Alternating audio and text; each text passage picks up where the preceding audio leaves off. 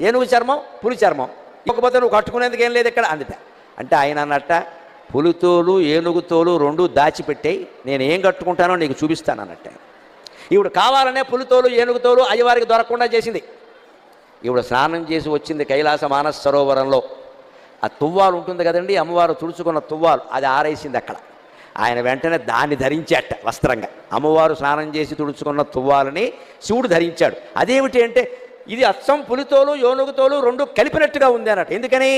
అమ్మవారు ఒంటి నిండా పసుపు రాసుకుంది కాబట్టి ఆ తువ్వాలకి పసుపు చారలంటే, అమ్మవారు కస్తూరి తిలకం దిద్దుకుంది కాబట్టి కాటుక పెట్టుకుంది కాబట్టి నల్లటి చారలు కూడా అంటే, నల్ల చారలు పసుపు చారలు ఉంటే పులితోలే కదా అన్నట్టు.